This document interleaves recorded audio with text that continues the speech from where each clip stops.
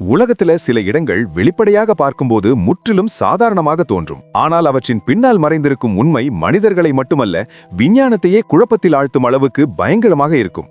நூற்றுக்கணக்கான நாய்கள் உயிரிழந்த ஒரு பாலம், வரைபடங்களிலிருந்தும் நிஜ உலகில் காணாமல் போன ஒரு தீவு, அடர்ந்த காடுகளின் நடுவே கைவிடப்பட்ட மாபெரும் கட்டிடங்கள், முழுவதுமாக நீரில் மூழ்கி மீண்டும் வெளிவந்த ஒரு நகரம்.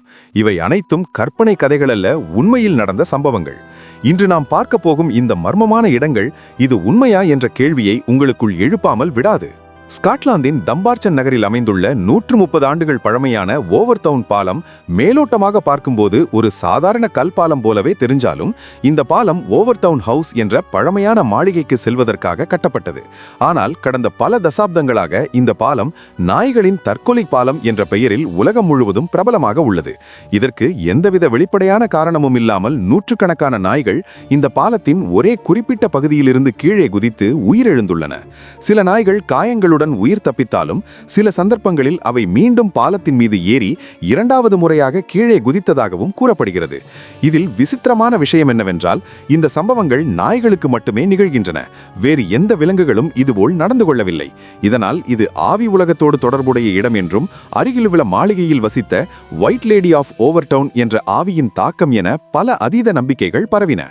ஆனால் 2006இல் விலங்கு நடத்தை நிபுணர் டேவிட் சான்ஸ் மேற்கொண்ட ஆய்வில் பாலத்தின் கீழே உள்ள காடுகளில் அதிகமாக இருக்கும் சிறிய விலங்குகளின் வாசனை நாய்களை ஈர்ப்பதும், பாலத்தின் வடிவமைப்பு காரணமாக கீழே இருக்கும் ஆழம் நாய்களுக்கு தெரியாமல் சமதளமாக தோன்றுவதும் ஒரு சாத்தியமான காரணமாக கூறப்பட்டது. இருந்தாலும் இது இன்னும் முழுமையாக விளக்கப்படாத ஒரு மர்மமாகவே உள்ளது. 16ஆம் நூற்றாண்டு மற்றும் 17ஆம் நூற்றாண்டுகளில் ஸ்பானிஷ் ஆய்வாளர்கள் வரைந்த வரைபடங்களை பார்த்தால், யுக்கட்டான் தீபகற்பத்தின் வடக்கே பெர்மேஹா என்ற ஒரு சிறிய தீவு தெளிவாக குறிப்பிடப்பட்டுள்ளது. 1539ஆம் ஆண்டு ஸ்பானிஷ் வரைபட நிபுணர் அலோன்சோ டி சாண்டா குரூஸ் இந்த தீவை அதிகாரப்பூர்வ பட்டியலிலும் சேர்த்தார். ஆனால் 1990களில் மெக்சிகோ வளைகுடாவில் எண்ணெய் வளங்கள் கண்டுபிடிக்கப்பட்ட போது, எல்லையை வரையறுக்க முயன்ற மெக்சிகோ அரசு அந்த தீவை தேடிய போது அதற்கான தடயமே கிடைக்கவில்லை. 3 முறை தேடியும் தீவு காணாமல் போனது. இதன் பின்னர் இந்த தீவு உண்மையில் அழிந்ததா, வரைபடங்களில் தவறாக சேர்க்கப்பட்டதா, அல்லது அரசியல் காரணங்களுக்காக திட்டமிட்டு அழிக்கப்பட்டதா என்ற சந்தேகங்கள் எழுந்தன.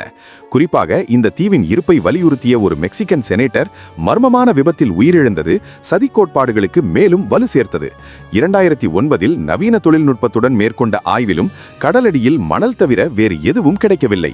பெர்மேஹா உண்மையில் இருந்ததா இல்லையா என்பது இன்று வரை தீராத கேள்வியாக உள்ளது. பிரேசிலின் அடர்ந்த காடுகளின் நடுவே 130 அடி உயரமும் 1000 அடி நீளமும் கொண்ட ஒரு மாபெரும் கான்கிரீட் அமைப்பு இன்று ஒரு மர்ம நகரத்தின் பகுதியாக காட்சியளிக்கிறது. முதல் பார்வையில் இது ஏதோ ஒரு நகரத்தின் ஒரு பகுதி போல தோன்றினாலும், உண்மையில் இது BR 1001 நெடுஞ்சாலையின் ஒரு பகுதியாக உருவாக்கப்பட்ட வயாடெக் பெட்ரோபிராஸ் என்ற திட்டமாகும்.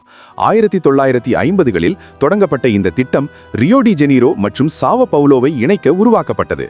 16 ஆண்டுகள் கட்டுமானத்திற்கு பிறகு பிரேசிலில் ஏற்பட்ட பொருளாதார நெருக்கடி காரணமாக இந்த திட்டம் பாதியிலே கைவிடப்பட்டது. அதன் பிறகு காடு மெதுவாக இந்த அமைப்பை விழுங்கியது. இன்று இது ஒரு விசித்திரமான சுற்றுலா இடமாக மட்டுமே உள்ளது. 1920களில் அர்ஜென்டினாவில் லாகுனா எப்பிகுவேன் என்ற உப்பு ஏரியின் கரையில் அமைந்திருந்த வில்லா எப்பிகுவேன் ஒரு பிரபலமான சுற்றுலா நகரமாக இருந்தது.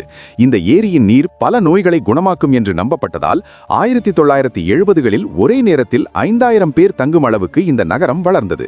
ஆனால் 1985 நவம்பர் 10ஆம் தேதி ஏற்பட்ட புயலால் அணை உடைந்து நகரம் முழுவதும் நீரில் மூழ்கியது.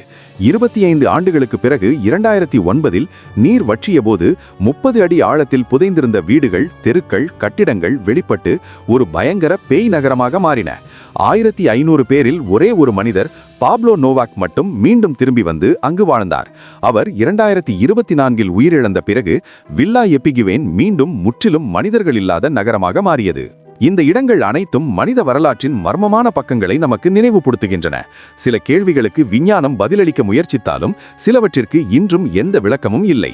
உலகத்தில் நாம் அறியாத, புரியாத விஷயங்கள் இன்னும் எத்தனை இருக்கலாம் என்பதற்கான சான்றுகள்தான் இந்த மர்மமான இடங்கள்.